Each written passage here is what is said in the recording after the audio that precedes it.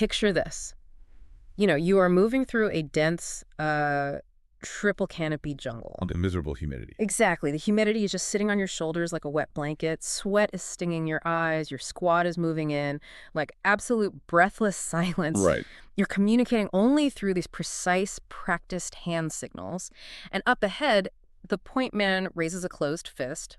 Freeze. To stop. Yeah, you slowly drop to one knee, keeping your profile low, your finger resting straight alongside the trigger guard of your assault rifle. You reach into your tactical vest and you pull out your combat manual to double-check the geometry of the flanking maneuver you're about to execute. As one does in the jungle. Right.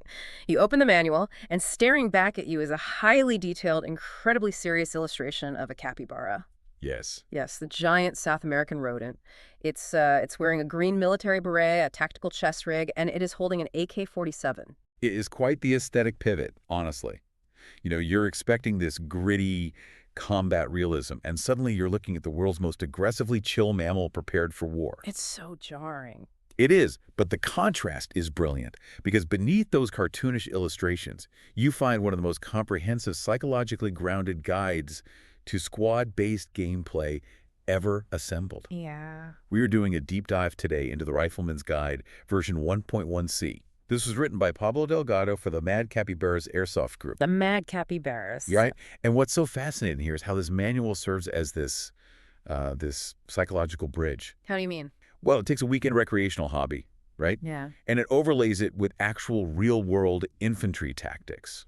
The fundamentals that Delgado lays out, like vocal communication under stress, spatial awareness, teamwork, these are universally applicable skills about how the human brain processes threats. Right, like when your adrenaline is just absolutely spiking. Exactly. Navigating physical space when you're terrified, basically. Okay, well, let's unpack this, because I want to trace the exact journey a beginner takes when they first pick up this manual. We are taking you, the listener, from someone who has never even put on a tactical vest all the way to a player executing, like, synchronized flanking maneuvers. It's a steep learning curve. It really is. But before we get to the cool stuff, the manual comes out swinging with a massive reality check.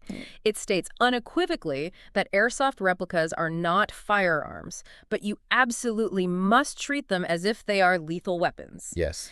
And they enforce this with an almost, well, a militant strictness. The strictness is entirely deliberate. I mean, Delgado lists 3 foundational rules ripped straight from real-world firearm safety. Right. First, treat every replica as if it were loaded until you have personally verified otherwise. Second, never point at anything you do not intend to shoot. Makes sense. And third, keep your finger off the trigger. It needs to be extended straight along the trigger guard until the exact moment you are ready to fire.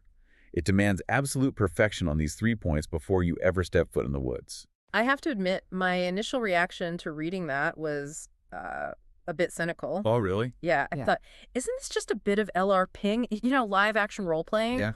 Like everybody knows they're shooting little plastic BBs. Why pretend it's a lethal weapon? That's a super common reaction for beginners, yeah. Right. But the manual explicitly points out that when you're moving through uneven terrain, a simple trip or a sudden jolt causes the human hand to involuntarily clench. Yep. If your finger is resting inside that trigger guard when you trip over a root, you've just had an accidental discharge. I mean, you could blind someone walking back to the parking lot. And that involuntary clench is a deeply wired biological reflex. When we lose our balance, our central nervous system instantly commands our extremities to grasp for stability. Just trying to catch yourself. Exactly. Yeah. So Delgado's insistence on these rules is actually about hacking that nervous system to build neurological muscle memory. Because in the moment, you're not thinking about it. Right. In a high-stress simulation, your brain simply does not have the prefrontal processing power to think through every deliberate logical action. You experience cognitive narrowing, and you just default to your baseline training. So if your training is bad, if your baseline training is lax-like, if you tell yourself, oh, it's just a toy, I don't need to be strict, then under stress, that laxity takes over. The manual enforces treating replicas like lethal weapons because it literally carves the correct neurological pathways into the beginner's brain. That makes total sense when you look at the ritual required just to enter a safe zone. Oh, the clearing ritual. Yeah. These are designated areas off the playing field where you can actually take off your eye protection and grab a drink. Yeah. But you can't just stroll in. No, absolutely not. Because of how airsoft guns are mechanically designed, taking the magazine out doesn't mean the gun is empty. A single plastic BB usually stays chambered in the mechanism. Right, hiding in the hop-up. Exactly. So the ritual involves dropping the magazine, physically pointing the barrel at the dirt, and firing several times to clear the system completely before you even cross the threshold. And it operates on a shared responsibility model, right? Yeah. A safe zone instantly ceases to be safe the millisecond one single player fails to follow that protocol. Oh, wow. Yeah, someone brings an uncleared replica into the zone, it's considered a live environment again, and eye protection has to go back on for every single person. Your personal safety is entirely dependent on the discipline of the stranger standing right next to you. That's intense. And even with all that discipline, when you're out in the woods and the game is live, chaos still happens. Always. So the manual outlines 2 emergency protocols that serve as these cognitive circuit breakers. The first is a shout of eyes. Right, eyes. If someone loses their goggles or they fog up so badly they literally can't see, they yell eyes. And every single player on the field must freeze in their tracks, hold their fire, and loudly echo the shout so it propagates across the entire forest. The game pauses. But the big one, the phrase that really shifts the atmosphere is no duff. No duff Yeah. is an old military communications term. Mm. And in this context, it signifies a real-world medical emergency. Right. When someone shouts that phrase, the simulation doesn't just pause, it terminates. Everyone must echo the call, clear their replicas, and evacuate to a pre-designated rally point so first aid can take over the field. It's the equivalent of just pulling the emergency brake on a speeding train. But I keep putting myself in the shoes of a beginner. Okay. You've got all this adrenaline, you are deep in the simulation, people are actively shooting at you. Isn't it incredibly difficult to just snap out of that artificial reality and deal with an actual crisis? It is profoundly difficult, which is the exact psychological reason why the protocol uses a phrase like no duff, instead of just yelling help or stop. Oh, interesting. Why is that? The phrase acts as a cognitive interrupt. In linguistics and psychology, an interrupt is a pattern break. No duff is this stark, unusual combination of words that doesn't fit the contextual vocabulary of the game at all. Right. Nobody says that in casual conversation. Exactly. So when the brain registers it, the incongruity shatters the mental schema of the simulation, forcing an immediate context switch back to reality. Wow. And Delgado grounds this reality by detailing the actual hazards players face. We aren't talking about cinematic explosions here. Right, no landmines. No, we are talking about twisted ankles from hidden groundhog holes, steep ravines, exposed nails in abandoned structures, and this is a big one stepping into ground wasp nest. Ouch. Yeah, the manual relies heavily on statistics there, pointing out that lower body sprains are by far the most common injury. By far. I mean, you were asking a beginner to run through an unfamiliar forest, wearing heavy boots and tactical gear, while staring down the magnified optical scope of a rifle. Of course they're going to step in a ditch. It's practically guaranteed. It forces you to remember that you are not a pixelated video game character just gliding over smooth geometry.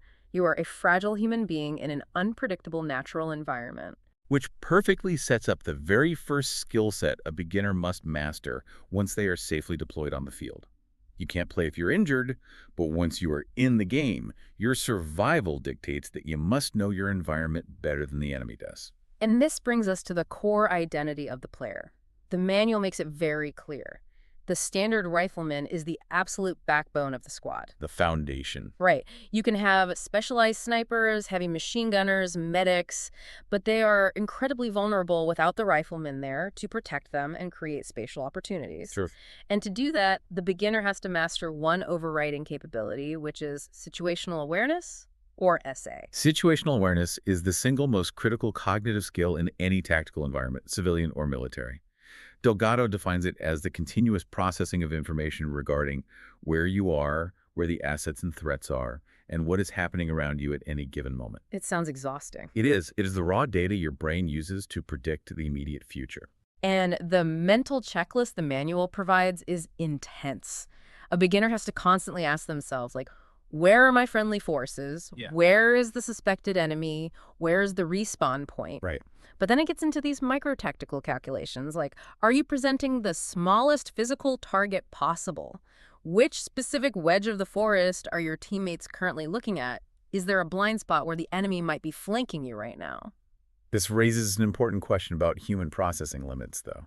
Yeah, how do you manage all of those variables without just freezing up? Because true SA isn't just passively looking around. It's active, subconscious spatial geometry. One of the most demanding metrics Delgado introduces is the 2-second rule for cover. Oh, this part? Yeah.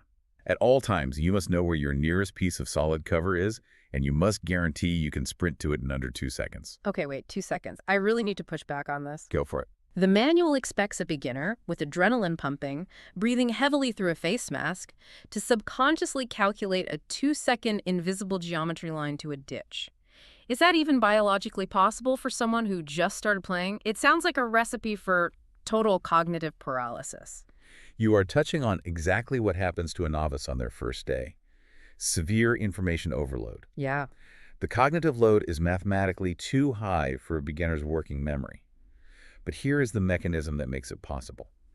Situational awareness is a trainable habit that shifts from conscious processing to subconscious automation. How so? Think about the first time you drove a car on a highway. Terrifying. Right. You had to consciously focus on the steering wheel, the pressure on the gas pedal, the speedometer, the rearview mirror, checking your blind spot, all while staying perfectly between two painted lines.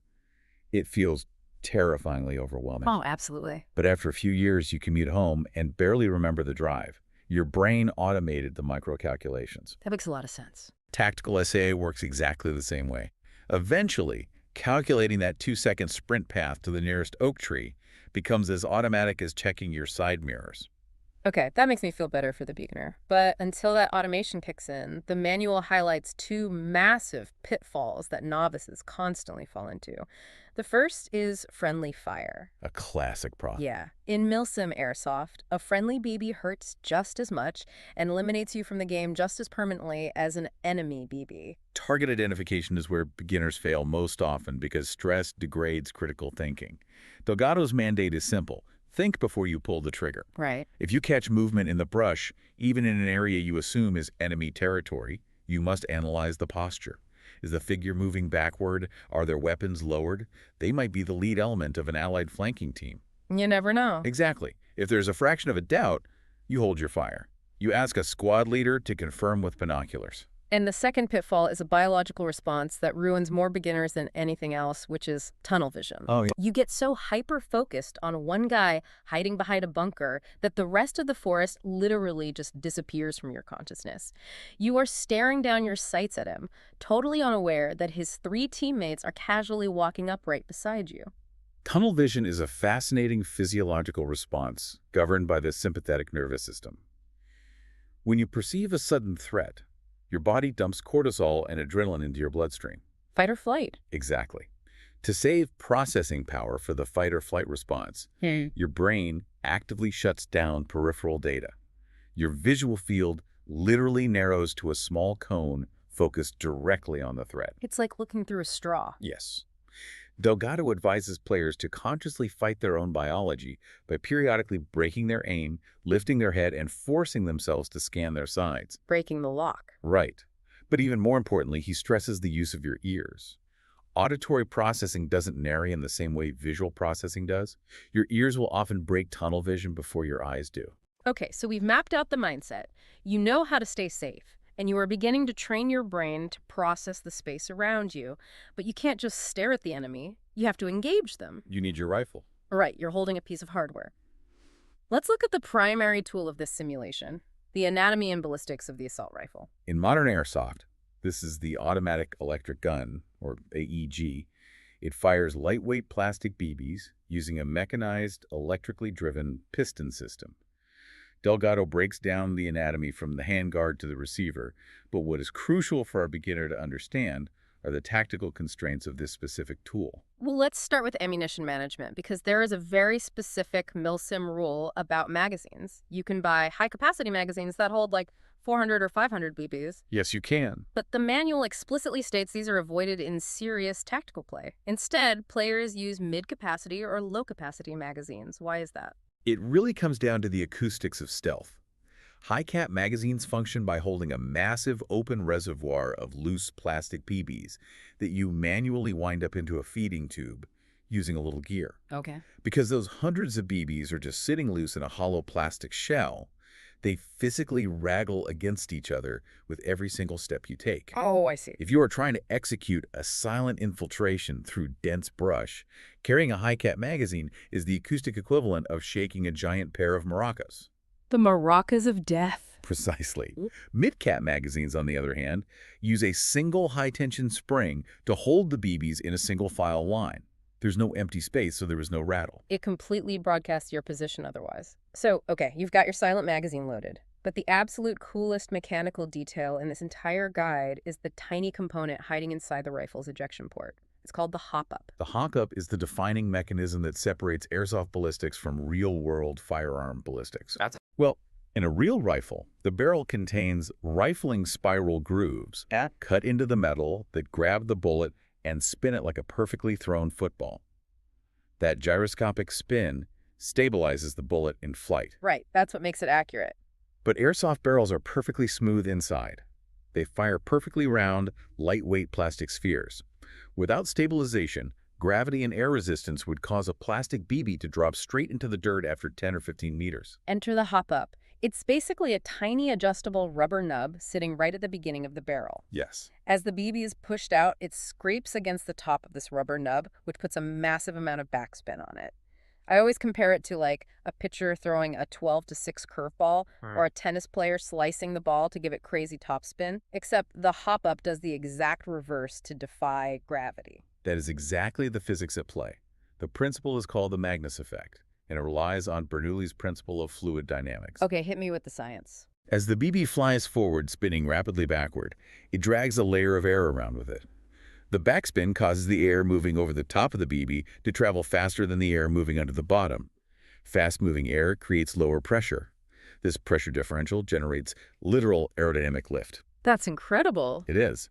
The hop-up turns a round piece of plastic into a tiny airplane wing, allowing it to fly incredibly flat and straight for much longer than its mass should biologically allow. Science.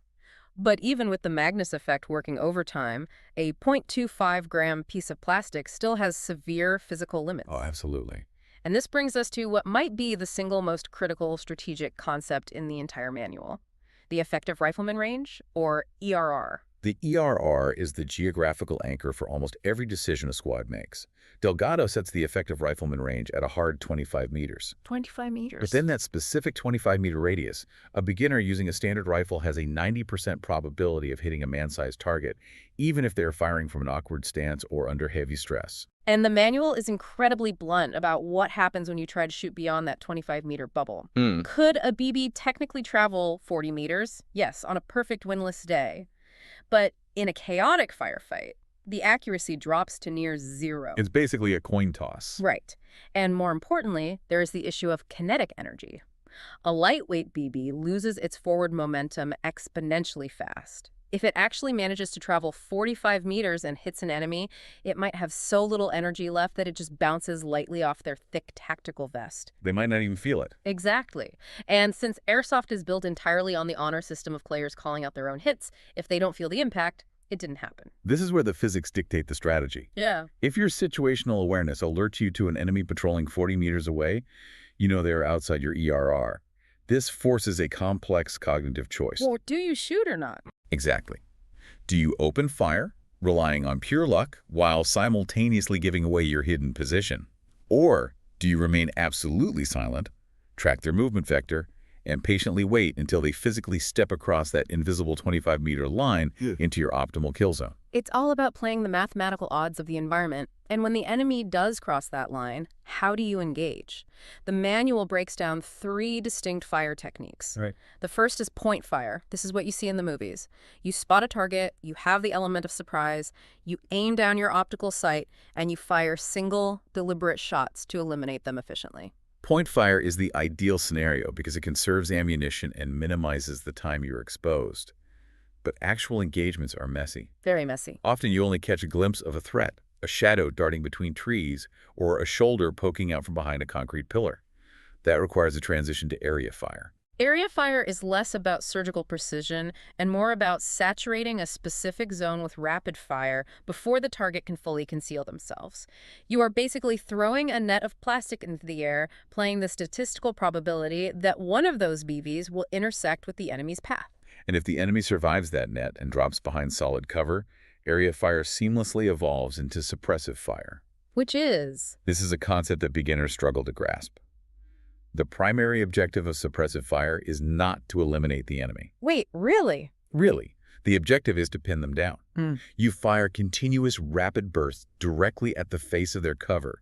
If they even think about poking their head out to look around, they risk taking a hit to the goggles. I love how this works conceptually. It's like playing a high-stakes psychological game of whack-a-mole, but your goal isn't to hit the mole. Your goal is to make the mole terrified of leaving the hole. That's a great analogy. Right. By keeping their head down, you are systematically robbing them of their situational awareness.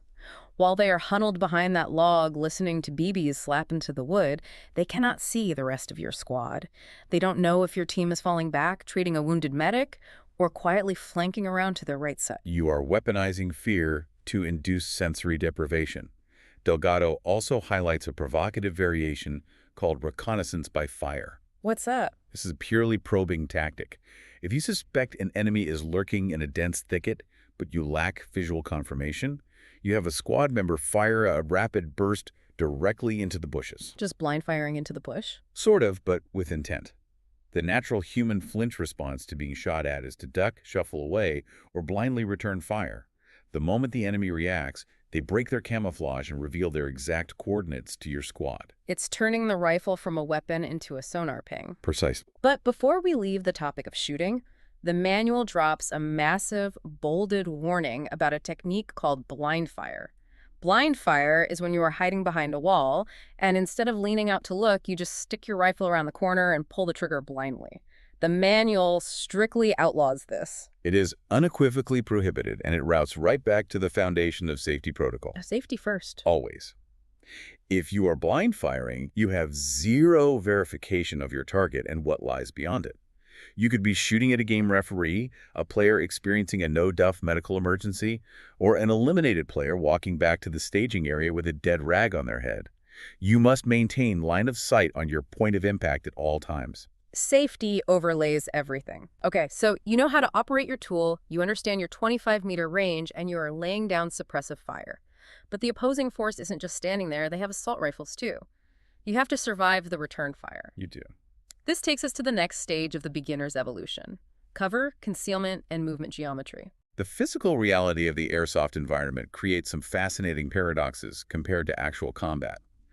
Delgado begins this section by drawing a stark line between standard military manuals and milsim reality regarding the concepts of cover and concealment. Yeah, because in real-world military doctrine, the definitions are super rigid. Very. Cover is a physical barrier that stops lethal ballistics, like a brick wall, an earthen berm, or a thick steel door. Concealment is something that only hides you from the enemy's vision, like a leafy bush, tall grass, or a shower curtain. A 5.56 millimeter bullet will pass straight through concealment like it's not even there. Exactly. But in airsoft, the physics of a 0.25 gram plastic BB changes the rules entirely. Because the BB has incredibly low mass and minimal kinetic energy, a relatively flimsy obstacle like a thick bramble bush, hanging vines, or a patch of dense marsh grass can fully deflect or completely stop the projectile. So a bush actually works as armor. Yes. Therefore, in the context of this manual, the terms are effectively blended. A thick bush provides both concealment and viable cover. That completely alters how you perceive the geometry of the map. A grassy field is no longer a suicidal open death trap. It's a naturally occurring network of micro-bunkers. It changes everything. But you can't just dive into a bush and stay there for the whole game. The manual introduces the 10-second rule to force mobility. If your squad halts movement for more than 10 seconds, every member must immediately crouch or drop to one knee. Get low. Yeah, if the halt extends longer and the terrain allows it, you must lay completely prone on your stomach. It is a mathematical exercise in surface area reduction. When you are standing upright, your silhouette presents roughly 1.5 to 2 square meters of target area to the enemy. By taking a knee, you instantly cut that probability in half. Simple math. Right. The longer you remain static in a firefight, the higher the likelihood that an enemy scout is triangulating your exact position. Minimizing your physical profile is the easiest way to ensure a stray BB doesn't find its mark. But eventually, you have to pop up and return fire. And the manual gets incredibly specific about the geometry of how you peek out from behind your cover. It states you should always fire from the same side you are gripping the replica. Correct. So, if your rifle is in your right shoulder, you peek out from the right side of the tree. But what happens if the enemy is pinning you down from the left side? The manual insists you should physically switch the rifle to your left shoulder and fire left-handed. Let's break down the geometry of exposure here. Okay. If you are a right-handed shooter, the stock of the rifle is against your right shoulder, your right eye is looking down the sight, and the barrel is protruding to your right. If you try to peek out of the left side of a concrete pillar while maintaining that right-handed grip, you have to expose your left arm, your entire chest, and your entire head before the barrel of the rifle ever clears the edge of the pillar. You're just hanging out there. You are exposing 80% of your body mass just to take a shot. By shifting the rifle to your left shoulder, only your left eye, your left shoulder, and the barrel cross the threshold. You become a fraction of a target. Even if it feels weird. Exactly. It feels incredibly awkward for a beginner to shoot with their non-dominant hand, but it is mathematically superior. It's all about slicing the pie and minimizing your angles. And the spatial logic gets even wilder when the manual talks about fighting from inside structures. Oh, this is a great section. It explicitly states that if you are returning fire out of a window, you must position yourself deep inside the center of the room, standing in the darkest shadows, and fire through the opening from a distance. Here is where I want to push back again, because every video game I have ever played and every natural instinct in my body screams at me to run right up to the window frame, lean on the sill, and stick the barrel outside. Right, because it feels secure. Exactly. You feel like a sniper in a fortified bunker. It creates a dangerous illusion of security. If you walk up and stick your barrel out of a window, you have committed several tactical sins simultaneously. Like what? First, you are silhouetting yourself. You are a high-contrast, dark object pushed up against a flat exterior surface, making your location glaringly obvious to every single enemy across the entire field who has a line of sight on that building. Okay, fair. Second, by putting your face against the window frame, your peripheral vision is now 100% restricted by the walls next to the window. You can't see what's happening outside the narrow cone of the glass. Tunnel vision again? Yep. By stepping 10 feet back into the depths of the room, you are enveloped in the interior shadows, making you nearly invisible from the bright outdoors. Furthermore, the walls of the room now act as a natural funnel, physically protecting you from any oblique incoming fire that isn't perfectly aligned with the window opening. It's totally counterintuitive to back away from the opening, but when you explain the optics of the shadow, it's brilliant. And speaking of counterintuitive, the manual has this fantastic psychological nugget about choosing your cover. I love this part. It tells the beginner to actively look for the least obvious cover. If you are running across a field and the shooting starts, and you have to choose between diving behind a solid, obvious brick wall or throwing yourself into a muddy, irregular, ugly ditch, you should pick the ditch. It relies on predicting human behavioral patterns under stress. When an ambush is sprung, the human eye is drawn to prominent, man-made geometrical shapes. The obvious stuff. Right. The enemy shooters will instantly snap their sights to the abandoned car, the brick wall, the concrete doorway. They will not instinctively scan a random, irregular depression in the dirt, half covered in dead weeds. So they just overlook you.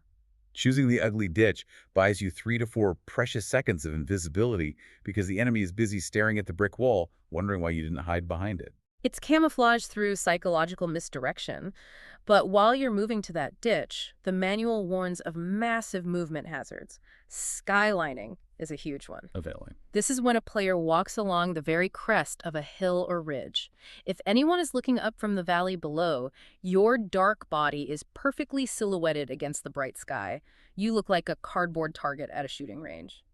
Delgado mandates moving at a mid-level elevation along hillsides, known as the military crest, to ensure the dark terrain behind you serves as a camouflaging backdrop. And this leads to his most dire warning about positioning, the catastrophic danger of enfilade fire. Enfilade fire, it sounds terrifying, and the manual treats it like the ultimate rookie mistake. It says you must never, ever line up directly behind a teammate when you are moving towards suspected enemy contact. Enfilade fire occurs when the enemy's line of fire perfectly aligns with the long, longitudinal axis of your squad's formation. What does that look like in practice? Well, imagine you are walking single file down a narrow trail.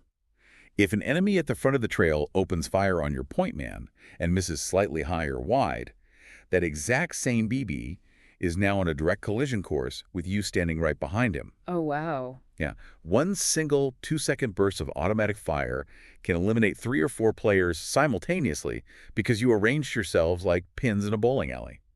This demonstrates why tactical spacing isn't just a suggestion. It is the fundamental architecture of squad survival. which is the perfect bridge into the next phase. Because if one person makes a mistake, they get hit. If 3 people get caught and enfiladed, the whole team goes down. Exactly. A single rifleman, no matter how good they are at shooting left-handed from a shadowy room, can easily be outflanked. But an organized squad. A squad is a force multiplier. This brings us to teamwork and vocal communications. The glue that binds those individual riflemen into a cohesive unit is a strict adherence to spacing and rules of engagement. Delgado introduces the standard safety distance, or SSD. Whenever a squad is navigating terrain or holding a defensive perimeter, each member must rigorously maintain a gap of 5 to 10 meters from the nearest teammate. It's the Goldilocks zone. You are close enough to maintain visual contact and hear commands, but you are far enough apart that a single burst of enfilade fire or a single simulated grenade cannot eliminate multiple people. That's the idea. And how that spaced-out team behaves depends entirely on which operational state they are in, stealth mode or combat mode. These are 2 profoundly different psychological states with mutually exclusive rules of engagement. Let's start with stealth. Stealth mode is utilized for gathering intelligence, bypassing enemy patrols, or moving into position to set an ambush. The ironclad rule of stealth mode is force preservation through silence. Even if you spot an enemy player, you do not engage. You hold your fire and report back using whispers or hand signals until the squad leader makes a decision. But the moment the enemy spots you and opens fire, the illusion is broken and you instantly flip the switch into combat mode. The rules completely invert. The priority is now rapid threat elimination and area dominance. You fire freely. Right. But what really fascinated me is how the communication rules change. In combat mode, the manual dictates that you must use vocal comms. You are required to shout at the top of your lungs. This represents a massive psychological hurdle for most beginners. Oh, I bet. When humans find themselves under simulated or real fire, their biological instinct is to shrink down, make themselves as small as possible, and stay dead quiet to avoid drawing attention. Delgado insists that you must fight this instinct. You must be aggressively loud. Really loud. You have to shout your status updates to the squad, reloading, malfunction, last mag, medic, or if you can't move, suppressed. This is where I struggled initially. It feels insanely counterintuitive to scream your exact vulnerabilities to the people trying to shoot you. It does feel wrong. Right. If I am hiding behind a tree and my gun clicks empty and I yell reloading at maximum volume, haven't I just broadcast to the enemy sniper, hey, I am completely defenseless for the next 5 seconds, feel free to rush me? On an individual level, it seems suicidal. But you have to zoom out and analyze the broader tactical ecosystem. Okay. Yes, the enemy hears your vulnerability, but your battle buddy hears it too. When you yell reloading, your teammate instantly knows they must double their rate of suppressive fire to cover your blind spot while your hands are full.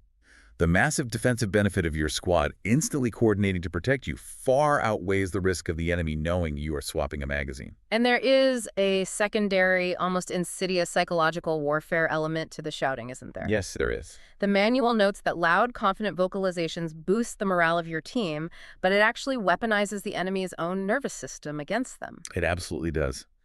This delves into the theory of the ODE loop, created by military strategist John Boyd. ODE stands for Observe, Orient, Decide, and Act. Observe, orient, decide, act. Okay. In combat, you are constantly cycling through this loop. Human beings are biologically hardwired to orient toward sudden, aggressive noises. If an enemy player is carefully observing your flank, trying to decide when to shoot, and you suddenly scream, "Moving!" from the opposite side of the field, their brain involuntarily drags their attention and their physical crosshairs toward the sudden noise. You just broke their loop. You have disrupted the orient and decide phases. You are effectively using your vocal cords as a form of non-lethal suppressive fire to distract them and degrade their situational awareness. That is next-level manipulation. You are shouting to blind them. And the most vital thing you can shout during a firefight is a contact report. The manual outlines what I like to call the holy trinity of calling out an enemy. It's essential. Because if you just point into the woods and scream, "He's right there by the green tree," you've told your team absolutely nothing. Every tree is green. You must rapidly report 3 specific data points: type, location, and distance. Exactly. First, type. Is the contact a confirmed enemy, an allied player, or unknown? Right. Second, location. Where are they in physical space? You can use cardinal directions like north, the clock system where 12 o'clock is the squad's direction of travel, or a highly specific terrain reference. Third, Distance, a rapid estimation in meters. To give the listener an audio picture of how clean this needs to be, instead of yelling, "Watch out, there's a guy behind the thing." A proper contact report sounds like. Enemy, 2 o'clock. Behind the rusted car, 20 meters. It removes all ambiguity. It provides actionable, precise data to the entire squad simultaneously.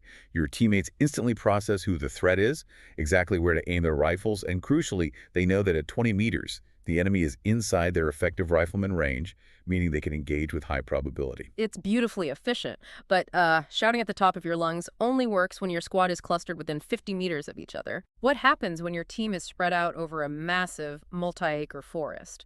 Or you are trying to coordinate a synchronized strike while remaining in pure stealth mode? That requires technology. Which brings us to the unseen network, radio protocols and tactical hand signals. The radio network operates as the central nervous system of a mil-sim operation. Yeah. But unlike a telephone call, a radio frequency is a simplex communication channel. Meaning what? It is a shared, severely limited resource. Only one single person can transmit on the channel at any given time. If two people talk, they cancel each other out in a blast of static. Therefore, radio etiquette isn't just polite, it is a matter of life and death for the squad's cohesion. I can see that. Delgado lays out incredibly strict protocols to prevent the frequency from devolving into chaotic cross-chatter. And the absolute golden rule of radio operation, which she says almost every beginner violates on day one, is the 2-second PTT rule. PTT stands for push to talk.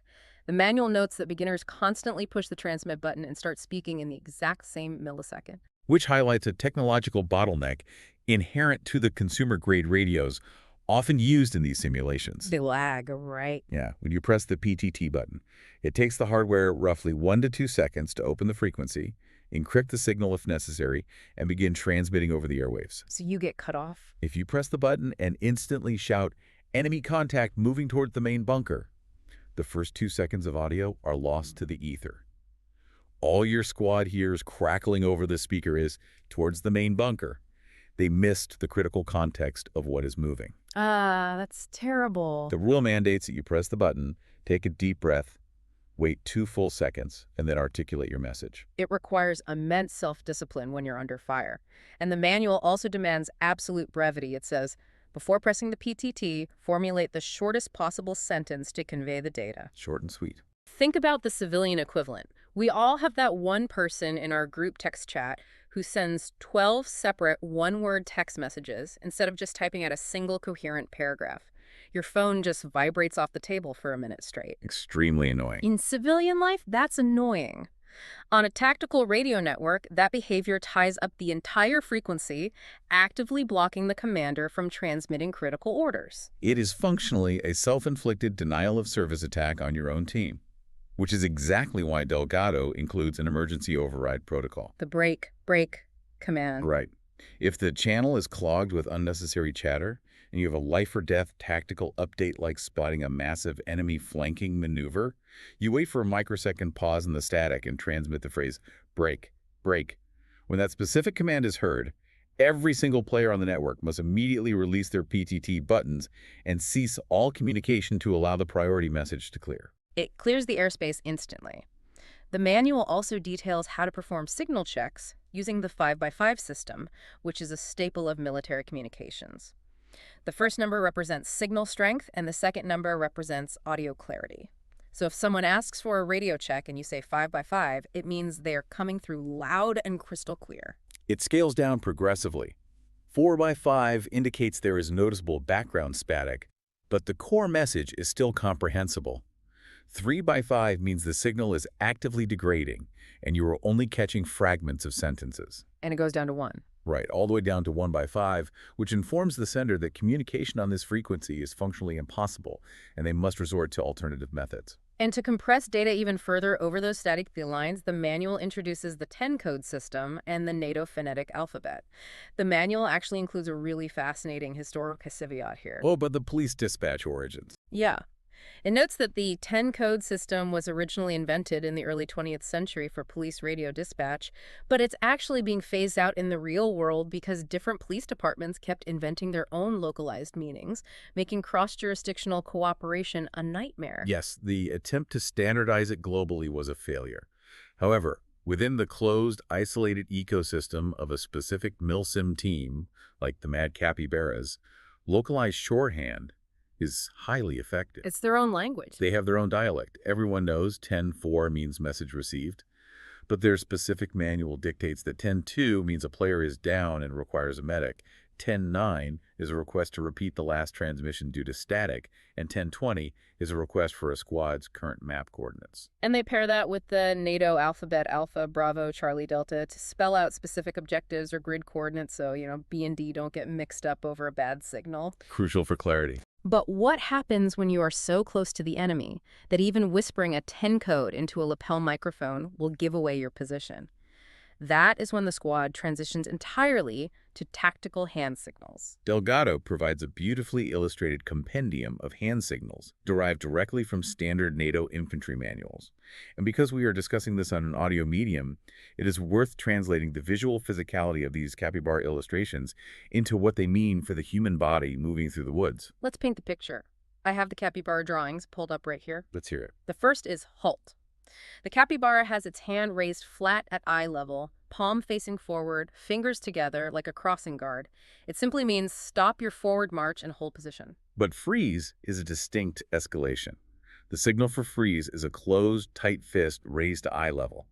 This does not just mean stop walking. It commands the squad to arrest all physical momentum instantly. Don't even breathe. Right. You do not lower your weapon. You do not shift your weight. You freeze like a statue.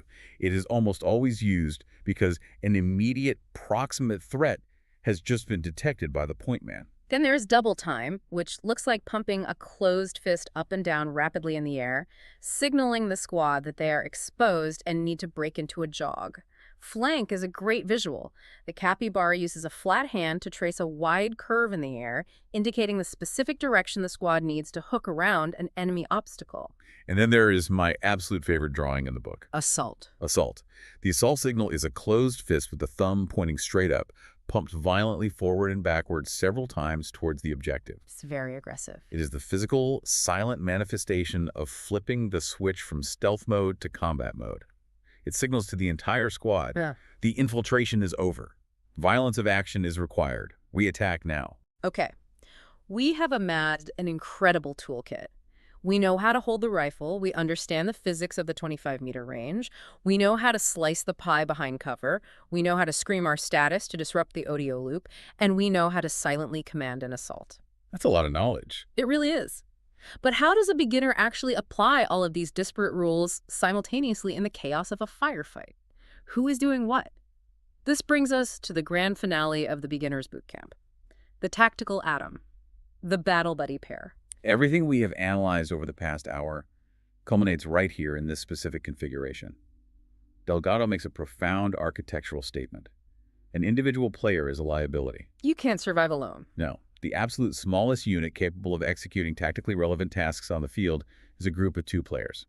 A fire team pair, universally known as battle buddies. A single human being cannot watch their own back while moving forward. A bonded pair can cover 360 degrees. And the bread and butter maneuver that this 2-person team executes is called bounding overwatch, sometimes referred to as fire and movement. To me, this is the leapfrog technique. If we synthesize the entire manual, bounding overwatch is the ultimate expression of its teachings. It requires the seamless, simultaneous application of every single rule we've discussed. Walk us through it. Let's walk through the mechanics. You and your battle buddy are pinned down behind a large oak tree. You need to cross 50 meters of open terrain to reach the enemy trench. You cannot simply sprint together, because a single burst of enfilade fire will eliminate both of you. You must move in phases. Phase 1. Buddy A leans out from the right side of the tree and opens up with heavy suppressive fire. Remember, they aren't trying to snipe the enemy. They're playing whack-a-mole, pouring BBs into the enemy trench to force them to duck and rob them of their situational awareness. Yep.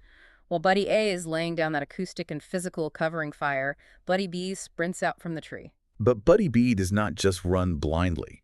They can only sprint for a maximum of 2 seconds, invoking our biological cover rule, before they must violently slide into the nearest ditch or dive behind a rock. 2 seconds of exposure. Exactly. Once Buddy B is safely anchored behind their new cover, they shout the vocal comm "set" at the top of their lungs. Hearing that shout, Buddy B instantly takes over the suppressive fire, hammering the trench. Buddy A stops shooting, yells moving, and sprints out from the oak tree, running past Buddy B to find the next piece of cover 2 seconds ahead. They are leapfrogging up the field, taking turns being the shield and the spear.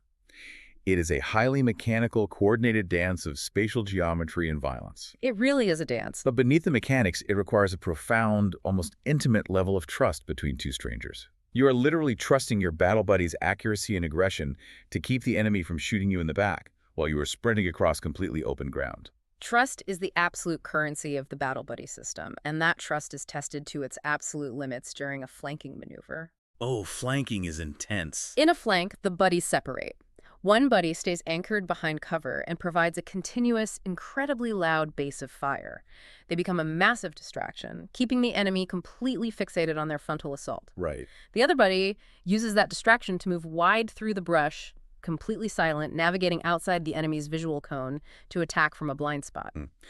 I want you to picture the culmination of this in the jungle environment. The enemy is huddled low behind a concrete barrier, experiencing severe tunnel vision. They are entirely fixated on the aggressive suppressive fire coming from Capybara A directly at their 12 o'clock. They can't look anywhere else. Their ODA loop is shattered. Meanwhile, Capybara B has utilized the 10-second rule, stealth movement, and the ugly ditch to quietly navigate through the brush. Capybara B is now standing at the enemy's 3 o'clock, completely undetected, well within the 25-meter effective rifleman range, with a perfectly clean line of sight.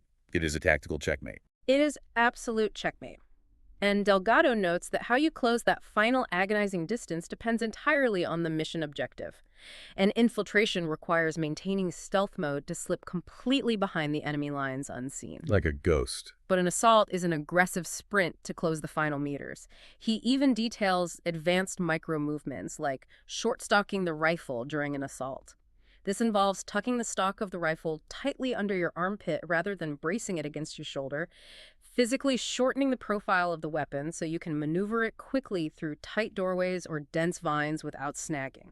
It is a masterclass in breaking down incredibly complex, high-stress human behaviors into digestible, teachable, and repeatable systems for absolute beginners. It really is. We've covered an immense amount of ground today. We really have. Let's recap the journey of our beginner. We started by learning that safety protocols aren't just rules. They are biological tools to build muscle memory and enforce context switches when real-world emergencies shatter the simulation. We learned that situational awareness is the trainable habit of calculating 2-second sprint paths to cover.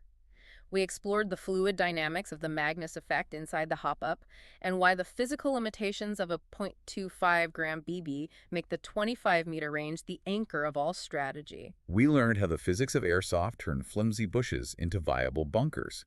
We learned why poking your rifle out of a window is a death sentence, and why predicting human psychology makes a muddy ditch infinitely safer than a solid brick wall. We covered a lot. We uncovered the paradoxical power of shouting your own vulnerabilities to disrupt the enemy's processing loop, the strict discipline required to manage radio bottlenecks, and the ultimate synthesis of teamwork.